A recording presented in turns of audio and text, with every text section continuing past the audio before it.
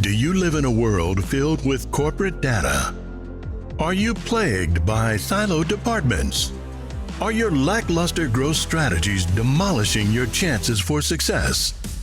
Are you held captive by the evil menace, Lord Lack?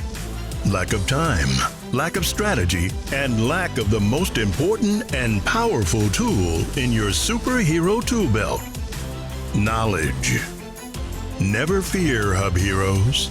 Get ready to don your cape and mask, move into action, and become the Hub Hero your organization needs.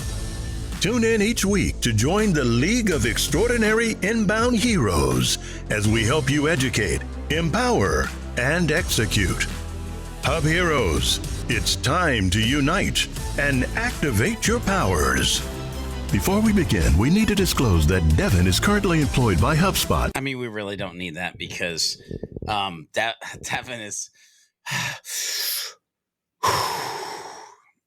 is standing on a TEDx stage right now. I know. Speaking, which I say as a friendly friend, of course. Hopefully it felt that way. Does someone have a case of the jellies? Does someone have a case of the jellies? Like when I saw the message come through, I was like, son of a, like, but no, I'm happy for him. Can we also talk about how that's like what did I put in our Slack channel?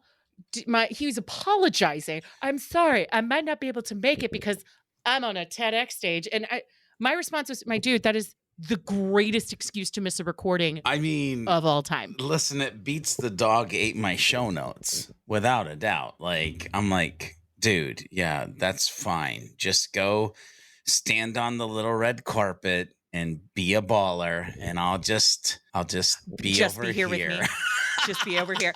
Okay. Happy International Women's Day to Liz. Woo! I'm so glad to be here. No, actually, I am glad. I am glad that I'm sitting here talking to you about this because, first of all, when you messaged me this morning about this, I was like, ooh, this is actually a really important topic. We definitely need to like kind of have this conversation. Anyway, I'm not going to say any more until we get into the conversation. I'm excited. And before we get into the conversation, there are a few little housekeeping items I want to just run through. First of all, hello, bitches. I'm back. 2 weeks without me. Wow. And now I'm back. Yeah. Beep. Which, by the way, Beep. You were missed. You. Oh, I know. Yeah. I know.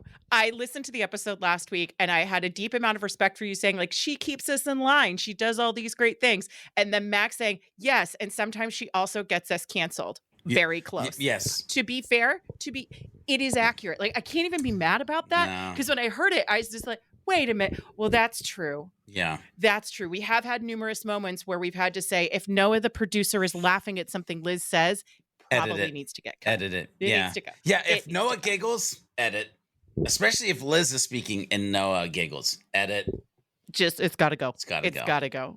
But what is exciting about this is as of the time that we are recording this, which is Friday, March 8th. Yes. This is my first episode back in my host chair here at Hub Heroes for the month of March, which is International Women's Month. And today is International Women's Day. So before we get into today's topic, I just wanted to give a little shout out to all the ladies of Inbound. I know, George, you've got a few ladies you want to thank. Do you want to start with yours or should I start with mine? You can start with yours. Okay. So I've got 4 very important women, VIWs, who I want to thank, who make my inbound life just a little bit happier and a little bit brighter. First, I got to give a shout out to the one, the only, the lady, the myth, the legend, Anne Hanley of Marketing Profs. As a content nerd who is obsessive about brand storytelling, and also a big fan of a snappy pantsuit, Anne Hanley is just godlike. I have learned so much from her, but most of all, what I really love about her, not only being a champion of authentic, raw, human storytelling, is how much she really challenges people to come together as a community. And I know you work with her very closely as well, George, and you are also we're huge fans, Van. Oh, like, I don't even know. Probably a huge fan for me goes like, it's way past that. Like, she fundamentally is one of the best human beings that I think I have ever met on this planet and has a heart of giving and adding value and creating great experiences that makes me challenge myself to do the same and be better. Like, I could not agree more. She's just absolutely incredible. So, and we love you so much. I also got to give a shout out to Kathleen Booth, who is the CMO over at Pavilion, which is a community of marketers, marketing leaders, business owners who all come together to learn from each other. And I got to give a big shout out to Kathleen because, quite frankly, I would not be sitting in this chair if it were not for Kathleen. I ran into her 10 years ago this summer, the day after I got laid off from a publishing job that was not in the industry, ended up seeing her in person by accident when a friend of mine invited me out to lunch. I looked like I had just gotten kicked in the face and dumped by a man because I was just depressed and sad. And she looks at me and says, "Oh, I heard you just lost your job." I'm like, "Yes." And she said, "You write the beer column for The Capital, right?" Which is a local newspaper here in Annapolis. I said, "Yes, I do." And she said, "Oh, I don't like beer." I'm like, "Great, 2 for 2. We're doing great." And then she said, "But I really love your writing and I never miss a column. Do you want to come work with me for a bit?" So I started as a freelance writer at her small inbound agency. Then I came in as an account manager. I became the content manager at Quintain, and the rest, ladies and gentlemen, as I say, it is history. So Kathleen is not only just a brilliant marketing leader. I highly recommend you check her out on LinkedIn. She's phenomenal, but she bet on me. I owe her so much. Kelly, your wife is on this list. The one and only Kelly Thomas, behind the scenes. let's go. Keeping us all in line. My favorite is during our staff meetings is when she's like, "So when is the deadline for this going to be? You joker creatives." Yes. So Kelly, Yes. shout out to you. You're amazing. Nothing would get done without you. Just absolutely nothing. And then last but not least, Jessie Lee Nichols.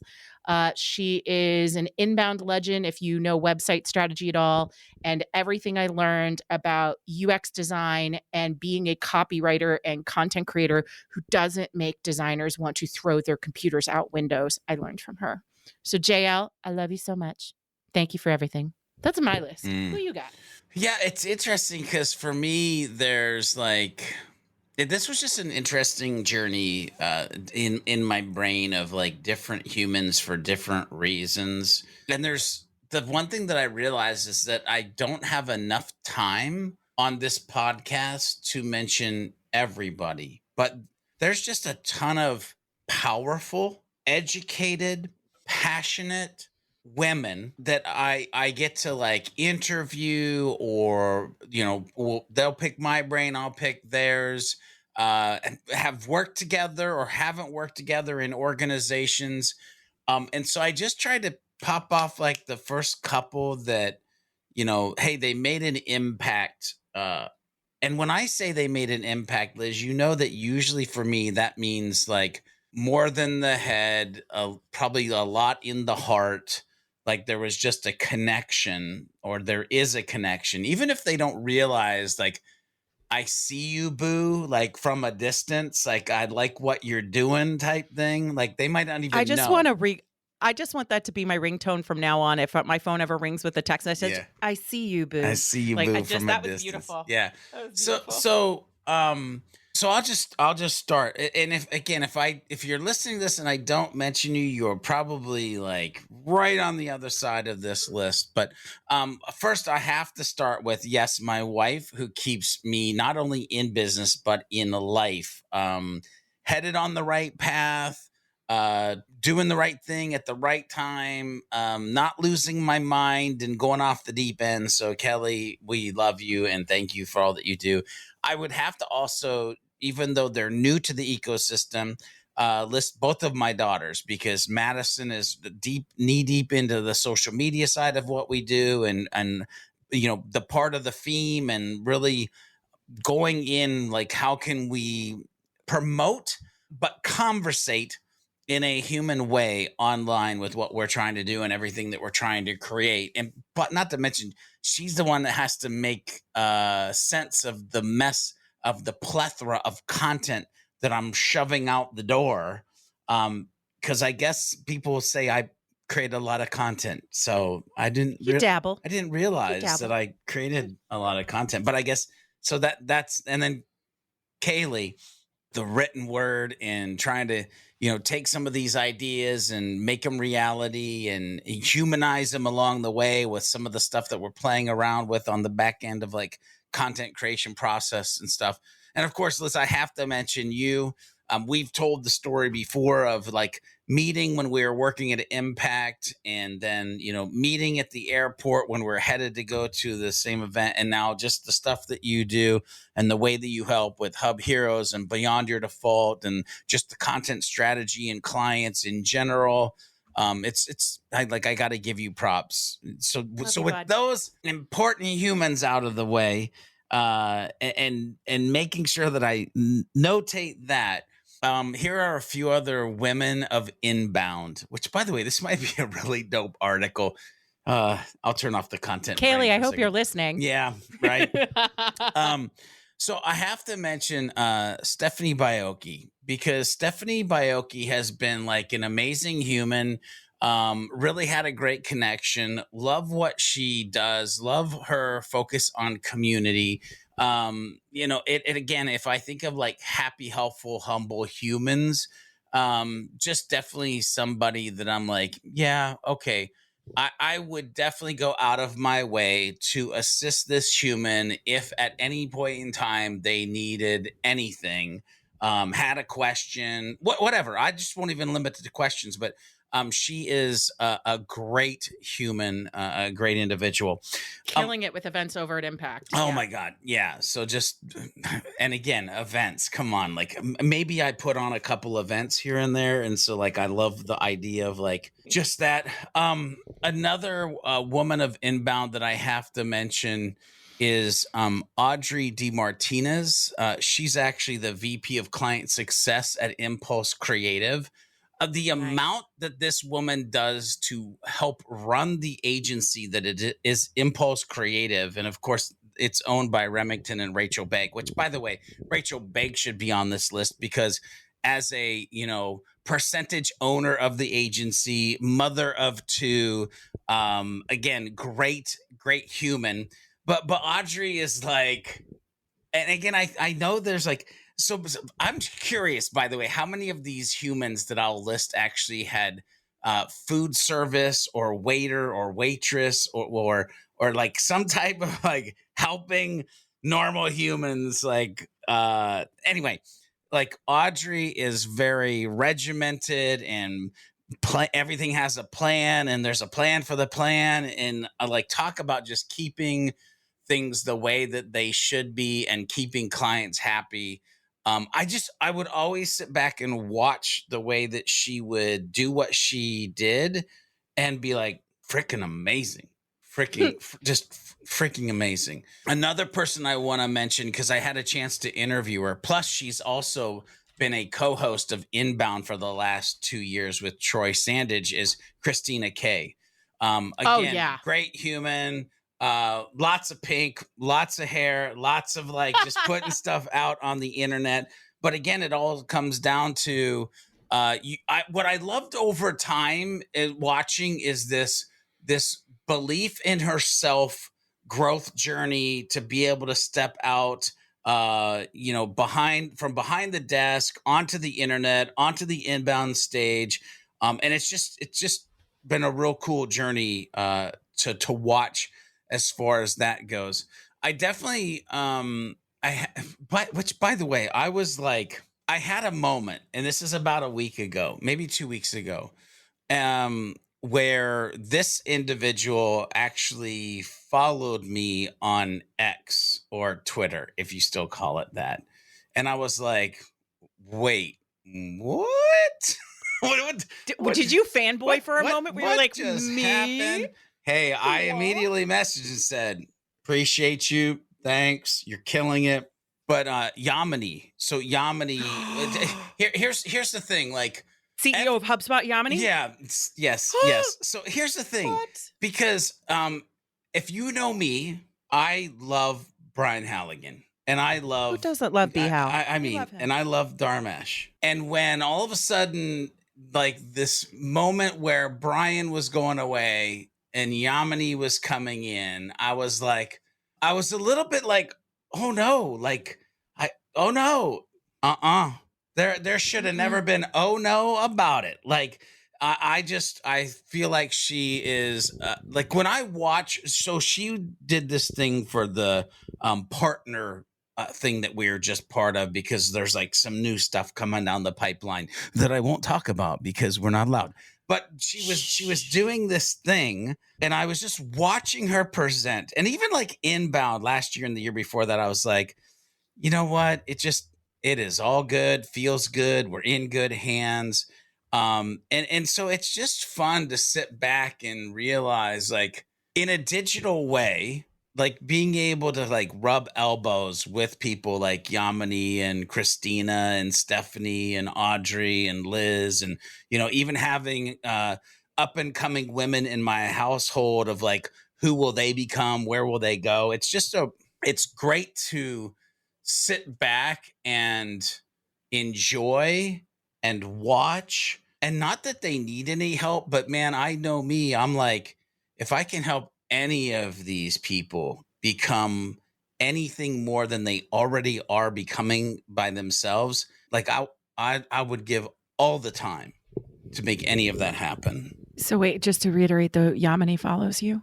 She, as of a couple of weeks ago, yes, I got, but yeah, and it was a moment. I mean, well, happy International Women's Day to you. I may have done a happy dance. Just a small one. I can't believe you didn't tell me. I can't believe it. You've known this for weeks. And you have, that was not like immediately like, I understand this is a staff meeting. However, I have an announcement, PowerPoint presentation, multiple slides. Yeah. This was me yesterday before Yamini followed me. This is me today when I found out. And this is me now after I've sat with this knowledge. This is going to be weird, but I've just never been that guy to like, oh, I just got... Because it's funny, like if I know, but if people could see, maybe, well, they can, but like there's just, listen, and again, this is not why we're here, but I have done a lot of work over the last 12 years to build a network of people who are actually telling their network that I probably need to be part of it. And so there are these times where all of a sudden I'll get a follow, or there'll be just a flat out conversation, and I'm like, how am I talking to this human right now?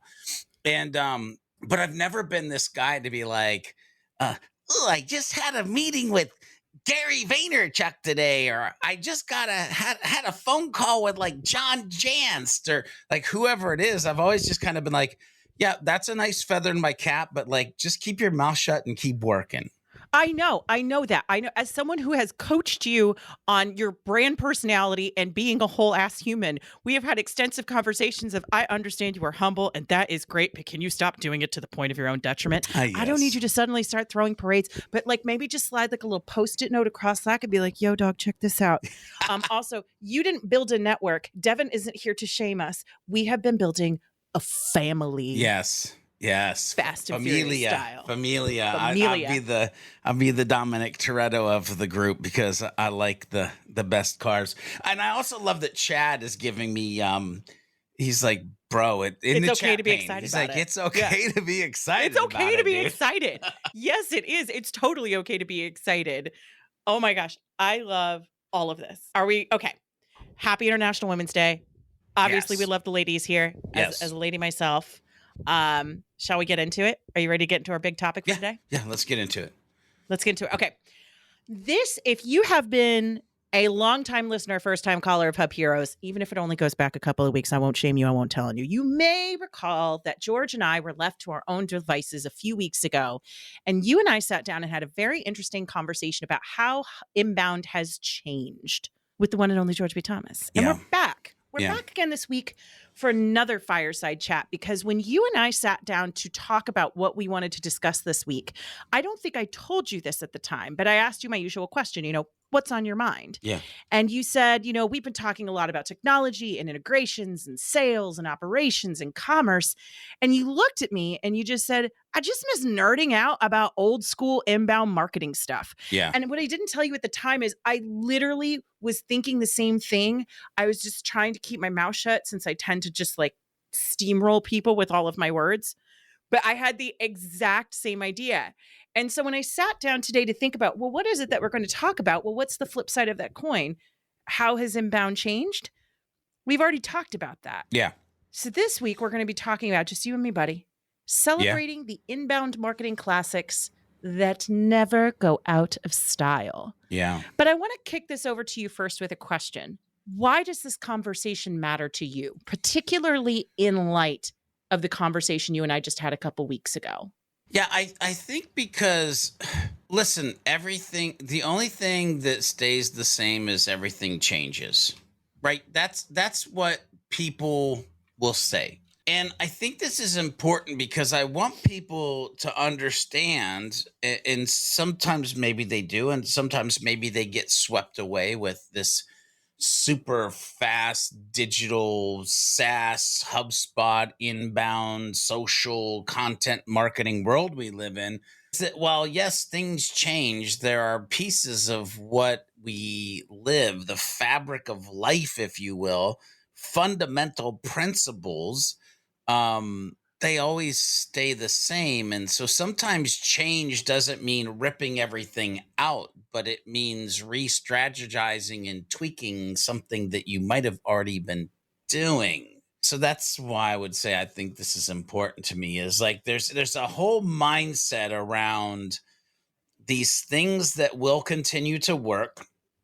There's this whole mindset around instead of killing, or optimizing instead of like ousting it, right? That I would want people to think about. And there's also like this mindset of just a deeper level to the things that we actually might be doing, because right now we feel like it's our job or some strategy that some guy on stage or a gal on stage said we should be doing. I love that. For me, this conversation matters for a very simple reason. I am so flippin' tired of marketers saying everything is dead. Oh. And 99.9999% of the time that they declare something dead, it is wildly premature. It is very much alive. SEO has been dead for what? 7 years? Yeah. Email blogging forever. has been dead. Yeah. It's gone. I spent half of today reading blogs, by the way. Thank you very much. Yeah. If you put a blog full of really good educational information on there that's built for humans, that's actually valuable and helpful, guess what? Jokers, people are going to use it. Yeah. I may or may not have actually written about 9,600 words for a blog article earlier today. So You did what? Anyway, we can talk about that later. Is that the thing that got assigned to me in ClickUp? You mean the Mastering HubSpot Ads from Beginner to Expert, a Complete Guide? Yeah, that thing? Yeah. So when I ask you what your favorite, oh God, I'm sorry, I'm having it. We need like some break music or something. Please hold. Liz is experiencing technical difficulties. I just broke a human. Yes, you did. Yes, you did. Now, I love that. I love that for all of us. I love that for all of us. Honestly, you know what? We're going to get to content later in this discussion. You know that's where I'm going to go. But I want to start with you. When I ask you what your favorite inbound marketing classic is that never goes out of style. When I say classic, I mean anything, whether we're talking about core principles, strategies, best practices, anything. What is the very first thing that comes to mind? Being helpful. Doesn't matter in what form. Being helpful. Like, listen, you reap what you sow. Fundamental life principle. So if we're in the world of digital, if we're in the world of inbound, then what does that mean? It means being helpful. What does that mean? It means adding value. What does that mean? It then leads into creating content, which means it could be blogging, it could be video, it could be whatever format you want it to be, but it all boils down to being helpful. Because when you're helpful, you become significant. When you're significant, people value you and the words that come out of your mouth or that you type, however it is.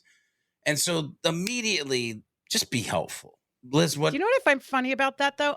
I'll get to mine in a second. Yeah. But you know what I find interesting about that? As soon as you said that, my human part of me went, yes, helpfulness. I love this. I agree with all of it. But then I couldn't help. I know I couldn't help but remember how it was like in the very early days of inbound and how skittish everybody was to give too much away. So it's almost like it's a classic that is emerging. Like this was always the spirit of inbound, but it feels like we're only just now all kind of stepping into it. Do you know what I mean? Well, We're seeing more people being more willing to ungate things, being less scarcity mindset around their quote unquote secret sauce. yeah, well, so there's the thing. And be careful when we say all, because all it could be like our bubble versus like there are so many organizations out there that haven't even heard about HubSpot. So many organizations that have heard about HubSpot and aren't even using it. So many that have HubSpot and aren't even doing inbound. There's so many people that are doing inbound, have HubSpot or have heard about HubSpot and aren't being helpful at all. Anyway, just a little. But then there's the inverse of that, though. That's the inverse of that, though. Like, think about one of our clients that we work with, right? Sean Farrell at QDS. Yep. He's someone where he found inbound, but no one had to teach that man to be selfless, educational, or helpful. Right. He was born that way, baby. Like that's how he showed up. Yeah. That's how he was built. So there's this interesting thing where I think some of the organizations that have always done it really well have always shown up, like you said, with the backbone of I'm just here to serve. And that's the thing. Serve looks and education. And that's what I want to dive into that, because I say, you know what? It's funny. The word helpful could mean a bunch of different things to a bunch of different people. And when I say helpful, I literally am coming from this level of service. And when you're coming from a level of service, there is no secret sauce. And I think what is amazing is when I think about my journey in 2012 and HubSpot was like, don't call me customer, call me human. And they were talking about adding value to the world. And in their lens, it was content creation. And then meeting Marcus and being part of the Sales Lion team and him preaching from the mountaintop, there is no secret sauce. Talk about best, talk about pros and cons, talk about price. Like, You everybody knows all the secrets that you think that you're keeping in your little locked box. They're not true. Like, talk about it. And I mean, between that, being human and being helpful, and there's no secret sauce. And I'm going to write about everything. I'm going to make a video about everything. I'm going to do 3,000 HubSpot tutorials for free. Like, that's what I mean when I say helpful from a level of service. Of like, I don't care if I ever get paid for this, understanding that I absolutely will, because there are so many humans that can't still set their VCR that will pay Geek Squad to do it. I know nobody else has a VCR, but it's a good analogy, and your mind went there and you understood what I meant. Anyway. I was there with you, bud. Yeah, this level of service that it again, I go back to when I say that, and I circle back to you reap what you sow. The reason that our organization has been so successful as fast as it has is due to this helpful servanthood, no secret sauce amongst me being in, multiple agencies over the time that I was an employee. Is exactly why we're at where we're at today as an owner of an agency. I love that. All right. So when I think of what is your favorite inbound marketing classic, because you were going to ask me that. Yeah, I guess. Where does my brain immediately go? I mean, the reality is it's content, but I'm going to be more specific. I'm going to say written content. Yeah. Written content. I am of two minds about why people try to run away from written content as quickly as possible. And I don't believe it's an either or situation. I believe it's the little column A and it's the little column B. Liz loves how the idea of content has evolved. In order to better serve the humans that you are trying to reach, educate, empower, help them make smarter decisions faster so they can have more autonomy and ownership over their lives and their purchasing decisions. I love that service is now extended to, well, how do they best consume information? There are people who learn better visually. There are people who learn better listening. There are still some people like me who are just sociopaths who would just rather have a big old document she can print out and mark up. Like that's, that they do exist. You're not I know, alone. but that's the thing. So I think what we've seen is a natural evolution of diversifying the content mix, which is something you and I have talked about on previous episodes. I also think, let's just face it, written content feels like homework. So people are like, well, I can do this as a video or a podcast instead and never write anything down ever again. No, it's just never going to happen. There's something that happens when you put, like, even think about the video that you're going to go record for me tomorrow morning. It started with a written video script instead of talking points. Yep. There is something about the written word. And again, this is where I'm going to show my booty as a writer first.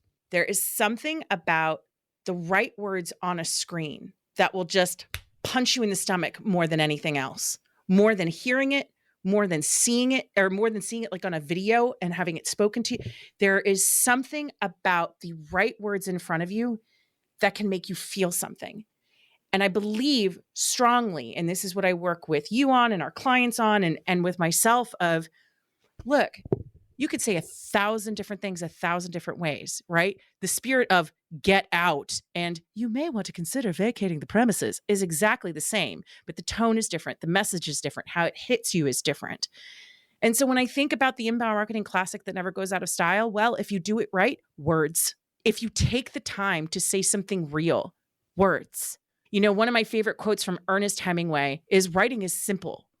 Just cut a vein and bleed on a typewriter. Like it's like, okay, dude, you need a therapist, but that's also very powerful and moving. Or my other favorite line the other favorite things that he says is just sit down and write one true sentence, write the truest thing that you know. And whenever I get stuck writing just a simple piece of content, I will think about that. And that's all it is. Just say, and you hear me say this to you all the time. What is it that you're really trying to say? What is it that you really mean? Simplify it for me. Like, what is it that you're really trying to say to people? Anyway, that's my classic. And I saw you starting to pace a little bit. You got some thoughts there? Well, yeah, because I mean, like it real, not manufactured, not what you think they want to hear. Your brain, your humanness of it all, right? And I think there's a piece to that like whenever we go into organizations and we do have this conversation, again, it can feel like homework because they're at work. And there's this little thing that I'll say is, and again, trust me, this has been a hard week. I still call it play. I've had a chance to play all week. And when you think of it that way, it doesn't feel so much like homework. It doesn't feel like a box you have to check. It feels like you're writing the story that people need to hear to make their organizations and themselves better along the way. Which, by the way, I can't wait to get to the video that you alluded to so that we can get the page that we've been painstakingly creating and telling the story about super admin training and what we're going to do with that moving forward in the future and how people can be part of that. Because I've been doing the Super Admin HubSpot Academy boot camp, and it's a 6-week boot camp. And through that, doing that 4 different times and having hundreds of people sign up each time, I've realized that it's just not enough time. And we're not hitting enough of the hard topics that we need to be hitting. And that's all I'll say here today now. But just know that there is something coming for people who want to be or who are super admins and want to get the most out of HubSpot, out of inbound, out of content, out of the mindsets that they need to have. Like, so I'm excited to be real and authentic and human while creating that video, because it is a true pain point that I've seen people deal with that we're trying to solve. Look at us breaking news here today. I like you're like, I'm not going to say very much. Sprinkle, sprinkle, sprinkle. Sprinkle, sprinkle, sprinkle. Little content sprinkles here and there. Little razzle, little teasing. The other thing I will say about authenticity too, and this is another favorite. Hemingway is my guy. He's my ride or die. I love that guy. One of my favorite stories about him is some beef that he got into with William Faulkner, who was another writer at the time. And William Faulkner once said, "Poor Ernest never met a big word that didn't send him running for a dictionary." And my favorite thing about Hemingway is he responded with, "Poor William, he thinks only big ideas come from big words." It might have been big emotions, one of the two. But either way, the reason why I mention that is because you can be of service. You can be a powerful, word-slinging human. You don't need to be a writer. And I think that's often the greatest misconception. Usually I talk with people and say, you're already doing it. You're doing the thing verbally right now that we just need to get onto paper. Do we need to refine it? Do we need to massage it? Yes, that's why you have Liz. But like that idea that you have to fundamentally become somebody else in order to be a powerful communicator is bunk. But anyway, side talk for another day. Oh, yeah. So what are the evergreen inbound marketing mindsets and ways of thinking that folks should never, ever let go of? We've talked a lot about humanity and service already and helpfulness, but what are some others? Oh, man. I have said this so many times in so many different ways to so many different people. And it's sometimes I feel like part of what I do is like light marriage counseling for organizational departments. HubSpot therapy. Yeah. So when I think about like an evergreen inbound marketing mindset, I would say this is an evergreen inbound sales mindset. I would say this is an evergreen inbound operations, RevOps, inbound human mindset. Have conversations with your people. Like in conversations, you get to know people. In conversations, you can ask questions. When you ask a question, you get the answer or the data from the human. By getting the answer or the data from the human, you actually get insight to who they are, the way they think, and you can take action on that information that has been provided to you. If it sounds vaguely familiar, it could be what I'm talking about is inbound reporting. You have data that equals insights that equal action. But you can take that and you can drive it down to a human level where why in God's name are you sitting in your cubicle, hitting your head against the slightly padded cardboard wall, not being able to figure out what it is that you truly need to do next, when you could just poke your head up, or you could go onto a Zoom, or you could enter Slack and actually have a conversation with other humans about the things that you're trying to achieve and the ways that you could do it. The lack of whiteboards and humans and marketers not marketers and markers, dry erase markers that is not happening in organizations is absolutely mind-blowing to me. And so I know it sounds weird to say that this is an inbound mindset, but conversating with humans is always a good idea. I'm just here for the use of conversating today. I'm really a big fan of it. Like, I don't get it. The visceral response that I see on screen, again, going back to the super admin boot camp that I've been doing for HubSpot Academy, when I say in 3 different places, in 3 different weeks in the training, this is a whiteboard conversate with your humans moment, the visceral facial reactions of either excitement or absolute dread amaze me. Just amaze me. I love that. So, question for you. Yeah.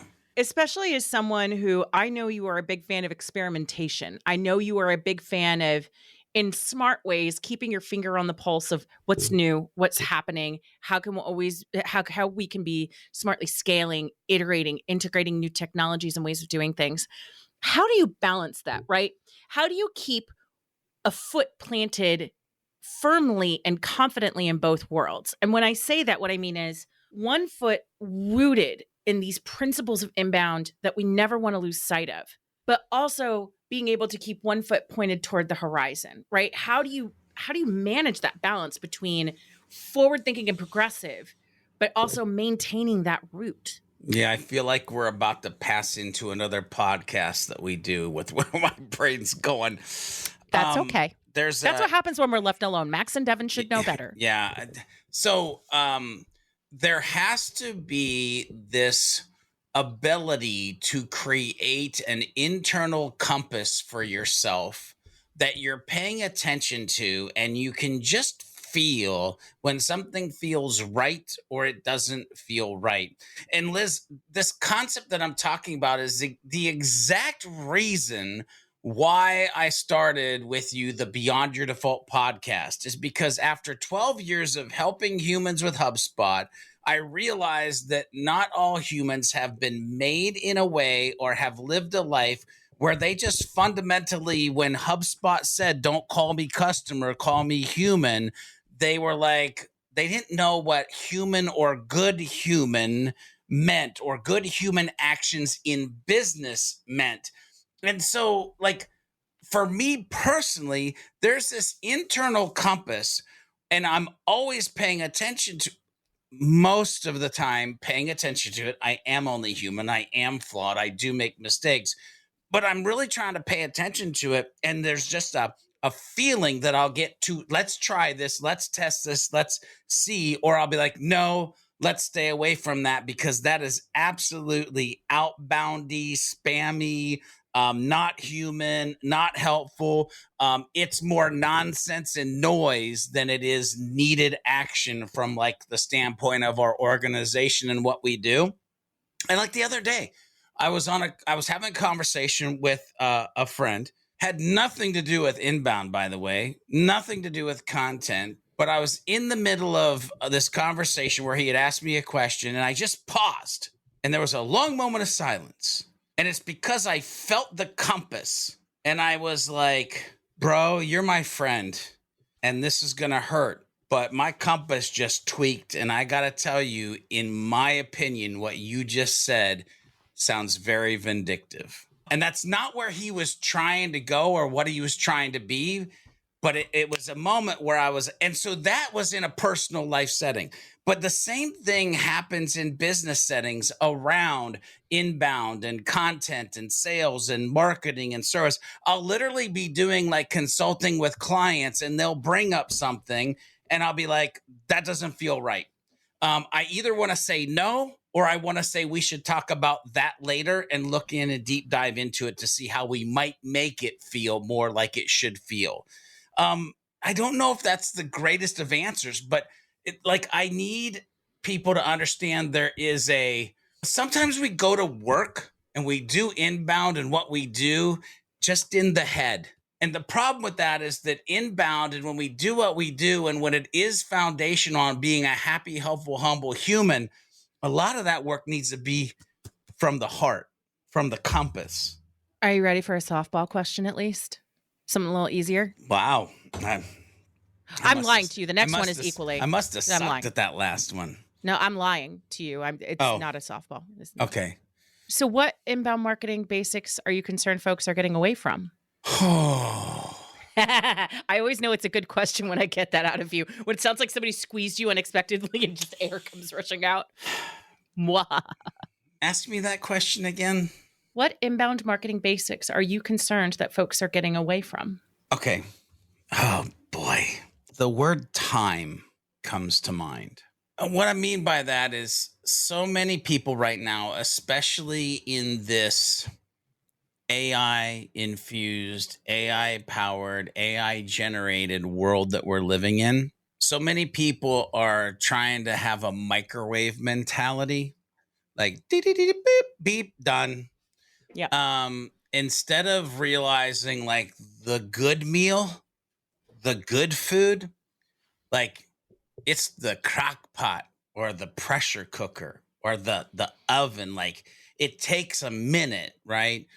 So I'm not bashing AI, by the way. I think we can use AI to speed up some parts of the process, but so many people are trying to, sorry for the term I'm about to use, but shit things out instead of taking the time to make them be the best that they could be. So many people are just living a life that they feel is taking them from one day to the next instead of taking the time to design it in what they want it to be. And again, this is a little bit personal, a little bit professional. We all complain about time. We all feel like we're a slave to time and our calendars. We all feel like we have to reach these or beat these deadlines. And back in the day, inbound was about taking the time to be a magnet. It was about taking the time to have the conversation. It was about taking the time to make things that were important a priority and actually have the conversations and create the content around it needing to be said or be done. And in a world of listicles and hacks, and I just wish that we would realize good things take time. Listen, I was an employee for, well, almost all my life, but in agencies for like 15 to almost 20 years, an employee. For 12 to 10 years, HubSpot agencies. Like that is time. And what I want to pair with this piece of conversation is time and patience. Time and patience in the belief that if you give it the time and have the patience, it's going to actually equal the thing that is what you're looking for. But it's not about viral. It's not about quick wins. It's about putting in the work and the diligence and the time and the love and the passion for the humans that have hurdles that you're trying to knock down and get them out of their way so they have a straight line to run to the aspirational point or success that they're trying to reach. I'm so excited. I didn't know. I think you saw me reaching for my notebook while you were talking, because for some reason, 10 days ago, I decided to start tracking something. You're not in trouble. You're fine. Okay. I'm supporting your point. Whew. See this little Post-it note? You can see it. Our listeners at home can't see it, right? It's got what? 15, 17, 18, 19, 20, 21 little hash marks. Yep. What Over the past 10 days, I have tracked the number of times I heard somebody pull up a piece of content and go, well, that's clearly generated by AI. 21 times. Yeah. I have heard someone say that, and I have never been the one to say it. It is not something where I'm like, what do you think? I didn't bait anyone. I just noticed I heard it twice in one day, and I'm like, I should just start tracking this, because I knew I had heard it a couple times previously. And what I think is starting to happen is the thing that you and I have talked about all the time, which is use AI to work smarter, not harder, right? But we know what AI sounds like. We all know now, and it's become so ubiquitous that what will happen in many of those cases, we're like, well, then that's useless. We can't use that. Like, that's not going to tell us anything. Yeah. And this was us looking at B2B and B2C content that marketers were creating and publishing in order to check the box. Oh, you're doing a dance. Tell me, are we about to go to marketing church? Are we about to get, oh boy. Okay. Everyone settle. Sit in your pews, please. I hope. Well, first of all, before I go into this, Chad in the chat pane, pump it into AI, done. Like he's joking, by the way. No, he's joking. He's saying, For those of you that can't see the chat pane because you're Chad's not joining us live, Chad is my dude. And that is what people are doing. And Liz, that is why you're able to document that. And I hope and I pray that the powers that be above and the powers that be for inbound pick my AI and being human in a world of AI for me to do for my inbound talk this year, because there are so many things that I want to talk about. And there are so many ways that we could be using this in really positive ways. And instead, we're doing what most humans do. And we all know humans will human. We're using it as the shortcut. We're using it as, let's speed up the, not the escalator, but the human mover with the chocolates and the I Love Lucy and conveyor belt to speed up the conveyor belt. We'll play this game every episode from now on. Probably I'll just do a show and a scene and we'll know out what on the Davenport. Oh, there we go. That's a throwback to like episode. I don't know, whatever. Like 4. But there are so many things. Like there's just so many things that I want to talk about around that, Liz, because it doesn't have to be that way. You said we just know what AI sounds like. It doesn't have to sound that way. Right. Like, the other thing too, though, is that element to it, right? There can be, anyway, but we're starting to know what it sounds like. We're starting, like, that's the thing. Humans are experts at picking up patterns. Our brains are designed to identify patterns. But here's the thing. That's the problem. And here's I'm going to say something for the first time on this podcast that is just going to, maybe people will understand. The problem is that you're asking AI to be your writer. I don't need AI to be my writer.